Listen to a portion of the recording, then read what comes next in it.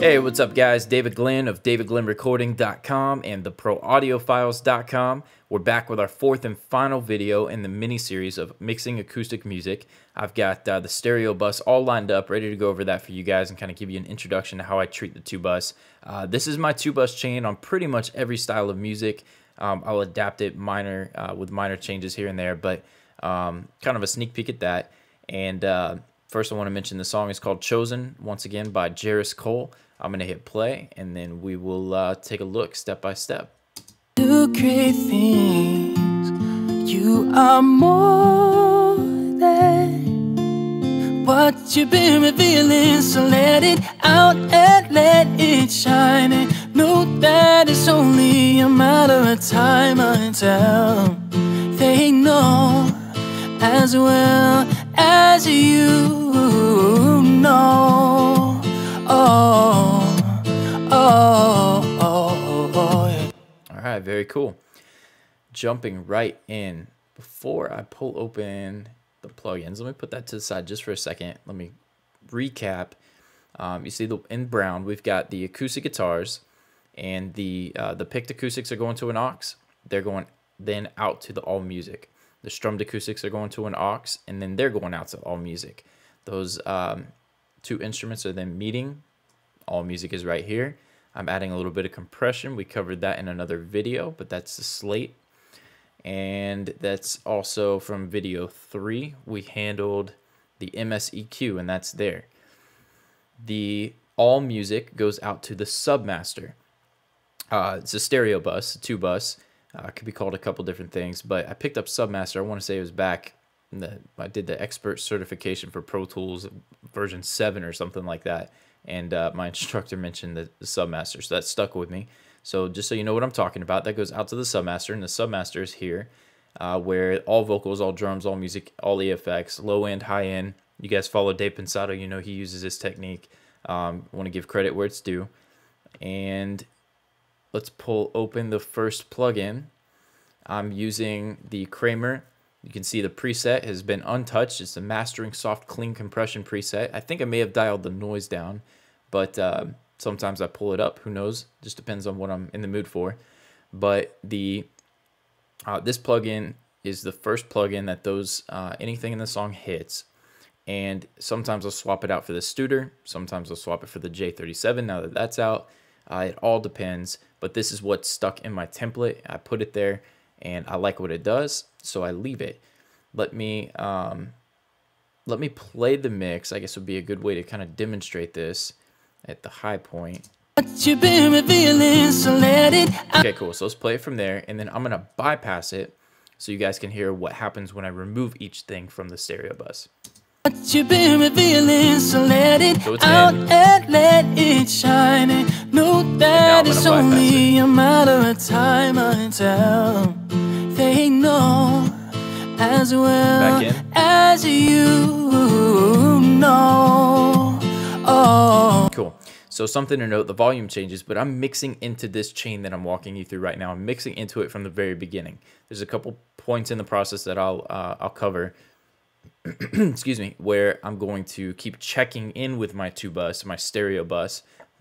Excuse me again, but for the most part, I am mixing into this. Not for the most part. I am 100% mixing into this from the very beginning.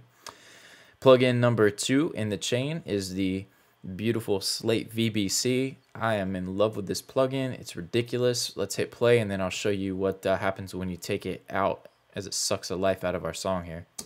You've been revealing, so let it out and let it shine. And know that it's only a matter of time until they know as well as you know.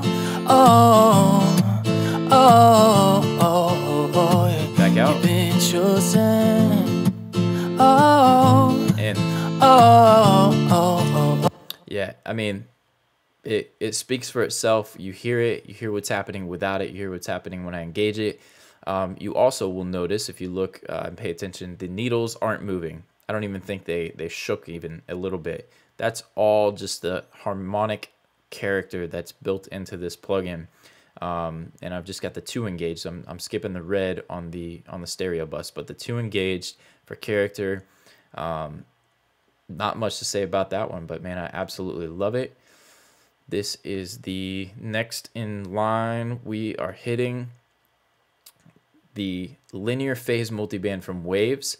I watched a series where Greg Wells, Katy Perry, I could go on his credits forever, did a series with Avid. They did a series of videos, and he mentioned this, and I said, hey, what the heck? Let me throw it after the Slate and see what's happening. And it's the multi-electro mastering preset. It sounds incredible.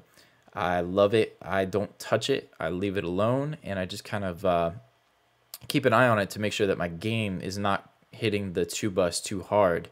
If you can take a look, that's -6, -11, and I've got a whole series. I'm going to introduce you guys to how everything from importing the session into the mix and getting the client files and all that kind of stuff. But for now, I'm just going to keep it short and sweet. But stay tuned. The next in chain after the linear multiband is an L2. It is doing very little. I'm going to hit play for that one. What you've been revealing, so let it out and let it shine. And know that now I'm going to bypass it. What you've been revealing, so let it out and let it shine. And then with it, know that it's only a matter of time until they know. Cool. So if you look, there's no attenuation happening. I'm merely using that to help lift the track a little bit, because what's next is I use Ozone. Ozone is one I recently picked up, and I'm super thankful for it, man. A great plugin, great stuff going on with this. I start with this, like I said, I'm mixing into this from the very beginning. Some things that I've done, really small touch of EQ. You've got it selected the analog circuit there, the harmonic exciter, doing just a little bit of stuff. You guys can pause and check those settings out if you want to try it out. But the dynamic section is something that I pay very close attention to all throughout the mix. Whenever I'm starting a mix, whether I'm starting with a kick, the bass, the vocal, from the very beginning, I'm watching what's being sent into Ozone and how the multiband is affecting and is responding to what's being sent into it.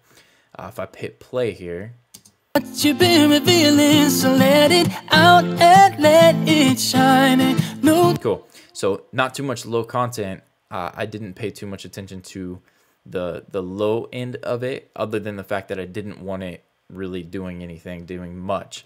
But the low mids, if I hit play here, what you've been revealing, so let it out and let it shine. And know that it's only a matter of time until. You can see over here where I'm rolling my mouse around, the reduction is still pretty minimal, 2-3 dB of reduction, but that's just affecting the low mids. Feel free to email me if you have any questions on any of this stuff, but I promise I've got a big plan in mind for you guys to be able to understand more of why I'm doing this, what the settings are, what I'm doing through A to Z in my mix template. But moving on, we've got the other bands. Take a quick peek. What you've been revealing, so let it out and let it shine. And know that it's only a matter of time until. Cool. So this is going to be extremely important to pay really close attention to when you have drums and other elements in the mix. For now, the acoustic guitar and the vocal not really calling for us to smash the low end or anything like that. But moving on, we've got the maximizer. I've got that set to IRC2, and then I've pulled the threshold down to give me the reduction that I'd like. Listen to it with my eyes closed, my ears open, and let's take a look at what that's doing. What you've been revealing, so let it out and let it shine. And know that it's only a matter of time until they know.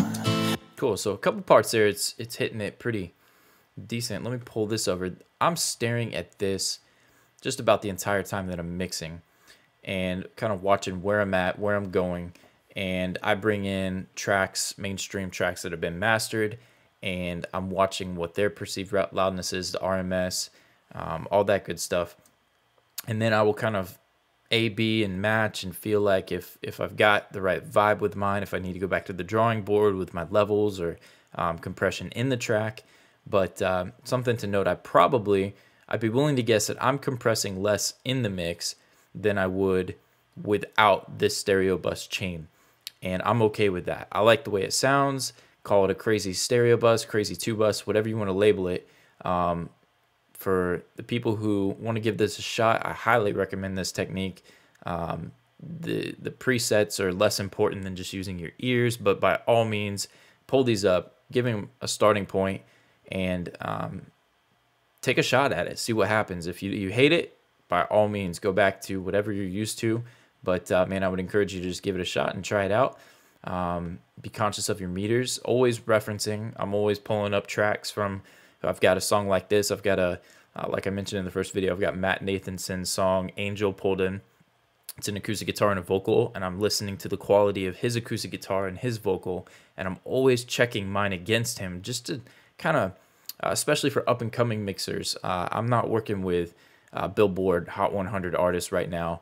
I've got a lot of potential clients that are doing extremely well, but not to cut myself short, but by all means, I look to the guys who have been doing it for the years and years, doing it well, and I listen to them to learn from them, like Dave Pensado, like the Tony Maseratis and those guys. So that's my walkthrough. That's the stereo bus. That concludes the 4-part series on the acoustic. We've hit some rabbit trails and all the kinds of good stuff on the side, but as I collect my thoughts and look forward, man, keep the emails coming. You guys are doing incredible. I've got a list. I don't know if you guys have heard of Wunderlist, but it's an app in the App Store. Man, I've got like 100 video ideas that I've just got drilled through this thing. So keep them coming. I'm just going to keep chipping away, and we'll keep making great music. So hope you guys are doing well, and we'll catch you in the next video.